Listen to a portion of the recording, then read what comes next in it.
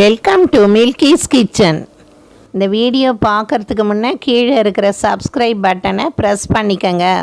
அப்படியே பக்கத்தில் இருக்கிற பெல் பட்டனை ப்ரெஸ் பண்ணிக்கோங்க.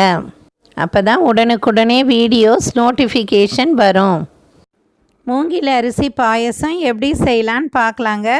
இது ரொம்ப ஹெல்த்தியான பாயசம். இது ரொம்ப டேஸ்ட்டாகவும் இருக்கும். பால் 1/2 லிட்டர் எடுத்துக்கிட்டேங்க.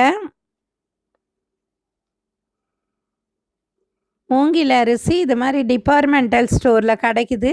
200 கிராம் எடுத்து 2 ஹவர் ஊற வச்சுட்டேன். ப்ரௌன் சுகர் 200 கிராம் எடுத்துக்கிட்டேங்க. முந்திரி 10 கிராம், திராட்சை 10 கிராம் எடுத்துக்கிட்டேங்க. நெய் 2 ஸ்பூன், ஏலக்காய் 4-5. மூங்கில் அரிசியை 2 மணி நேரம் ஊற வச்சுடுங்க. மிக்சியில் போட்டுக்கோங்க. மிக்சி ஜாரில் ரவையாக அரைச்சிடுங்க. தண்ணி ஊற்றியே அரைக்கலாம். இந்த மாதிரி ரவையாக அரைச்சிக்கணுங்க. ஒரு டம்ளர் தண்ணி நல்லா கொதிக்க வச்சுக்கிட்டேன். கனமான பாத்திரமாக எடுத்துக்கங்க. மூங்கில் அரிசியை ஊற்றிட்டேன். நல்லா தண்ணி கொதித்ததும் கொதிக்கிற தண்ணியில் ஊற்றி நல்லா கலந்துக்கங்க. இந்த பாயசம் சுகர் பேஷண்ட்டெல்லாம் எடுத்துக்கலாம். வெயிட் லாஸ் பண்ணுறவங்களும் இந்த மூங்கில் அரிசியை எடுத்துக்கலாங்க. நல்லா வெந்துடுச்சு பாருங்கள். ஒரு 10 மினிட்ஸில் வெந்துடும்.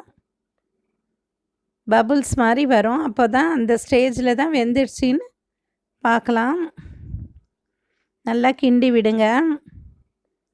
அடி பிடிக்காமல் கிண்டி விடுங்க. பால் நல்லா காய்ச்சின பால் எடுத்து ஊற்றிக்கிட்டேன். நல்லா சேர்ந்தாப்பில் கலந்து விடுங்க. நல்லா வெந்துட்டதும் ப்ரௌன் சுகர் போட்டுக்கங்க. வெல்லம் கூட பாகு எடுத்து ஊற்றலாம். நான் ப்ரௌன் சுகர் எடுத்துக்கிட்டேன். 200 கிராம் ப்ரௌன் சுகர் எடுத்து நல்லா கலந்து விட்டுக்கிட்டேங்க. ரொம்ப டேஸ்ட்டாக இருக்குது பாருங்கள். டிஃப்ரெண்ட்டான ஒரு பாயசமாக இது இருக்கும். இறக்கும் போது ஏலக்காய் பொடி போட்டுக்கங்க. ரொம்ப வாசனையாக இருக்கும் இது. நல்லா கலந்து விடுங்க. ஒரு தாளிக்கிற கரண்டி அடுப்பில் வச்சு 2 ஸ்பூன் நெய் விட்டுக்கிட்டேங்க. முந்திரி போட்டுக்கிட்டேன், திராட்சை போட்டுக்கிட்டேன். தேங்காய் வேணும்னா பீசஸாக கட் பண்ணியும் போட்டுக்கலாம். நான் தேங்காய் சேர்க்கலைங்க. கோல்டன் ப்ரௌனாக ஆனதும் ஆஃப் பண்ணிவிட்டு நெய், முந்திரி, திராட்சை சேர்த்துக்கங்க. இது ரொம்ப டேஸ்ட்டாக இருக்கும். நல்லா கலந்து விட்டுக்கங்க. இந்த பாயசம் ட்ரை பண்ணி பாருங்கள். தேங்க்யூ.